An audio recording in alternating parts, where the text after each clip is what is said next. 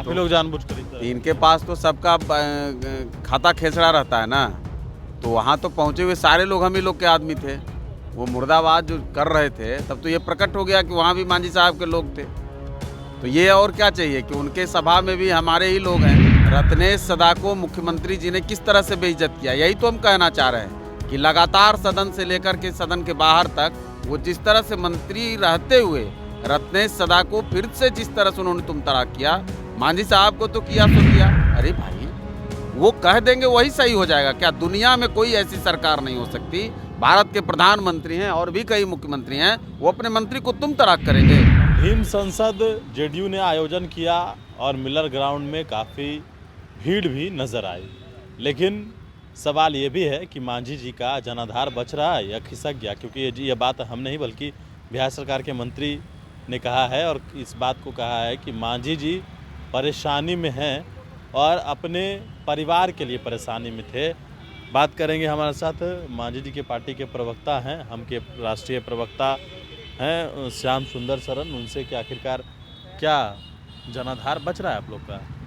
देखिए, मांझी जी का जनाधार अगर न होता तो ये जो बेचैनी है जनता दल यूनाइटेड में, मुख्यमंत्री जी में और उनके तमाम जो मंत्री हैं उनके अंदर, तो वो तो उसी का प्रकटीकरण है ना कि कितनी बेचैनी उनके अंदर है मांझी साहब के डर से। और उस सभा के अंदर जो घटनाएं घटी, ये भी बताता है कि जनता दल यूनाइटेड, मुख्यमंत्री किस तरह से सरकारी कर्मियों का वो राजनीतिक फ़ायदा लेने की कोशिश कर रहे हैं। राजनीतिक आंदोलन में सरकारी कर्मियों को बाज़बरदस्ती लाना और कई लोगों को झूठ बोल करके लाना। प्रेरक ने तो तमाम लोगों ने विरोध भी जताया, मुर्दाबाद के नारे तो भी आप ही लगे। लोग के आदमी थे ये कहा जा रहा है। आप ही लोग जानबूझकर इस तरह- इनके पास तो सबका खाता खेसड़ा रहता है ना, तो वहाँ तो पहुँचे हुए सारे लोग हम ही लोग के आदमी थे।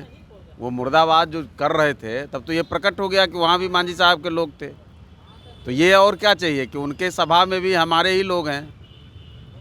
आप जो झूठ बोल करके राजनीति करना चाह रहे हैं, आप जो केवल उनको बहलाना फुसलाना चाह रहे हैं, कोई थोड़े है कि उनके लोग नहीं समझ रहे हैं कि आप दलित नेतृत्व को न उभरने दिया जाए, इसके लिए आप करते रहते हैं। चौधरी दलित नहीं हैं। नहीं, दलित अशोक चौधरी जी की तो मैंने पहले ही बात कर दी। उनके यहाँ कोई दलित नहीं है। अशोक चौधरी जी तो अपने आप को, अब हमको नहीं लगता है कि दलित मानते हैं। रत्नेश सदा दलित नहीं है। रत्नेश सदा को देखिए किस तरह से मुख्यमंत्री ने बेइज्जत किया। सुनील कुमार नहीं है। रत्नेश सदा को मुख्यमंत्री जी ने किस तरह से बेइज्जत किया, यही तो हम कहना चाह रहे हैं कि लगातार सदन से लेकर के सदन के बाहर तक वो जिस तरह से मंत्री रहते हुए रत्नेश सदा को फिर से जिस तरह से उन्होंने तुम तराक किया, मांझी साहब को तो किया सो किया।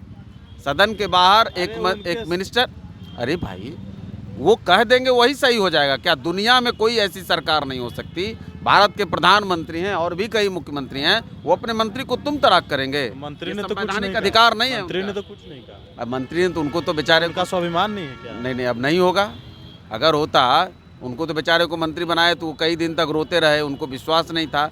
उनका देखिए ना मुख्यमंत्री का लहजा, और उन्हें जिस तरह से उलाहना दिया, फिर उलाहना दिया, तुमको बना दिया।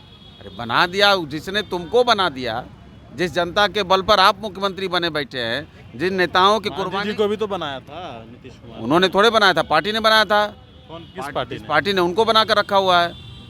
जिस पार्टी से वो मुखिया बने बैठे हैं, जिस पार्टी से वो मुख्यमंत्री बने बैठे हैं, नीतीश कुमार ही ना बनाए थे। आप ये लोग इससे तो इनकार नहीं ना कर सकते हैं। चीज के कारण जो नीतीश कुमार जी और उनके पार्टी के अंदर छटपटाहट रहती है ना राष्ट्रीय दल बनने का, राष्ट्रीय दल नहीं बनने का कारण क्षेत्रीय दल के उन नेताओं का यही होता है कि जो अपने आप को आका समझ लेते हैं।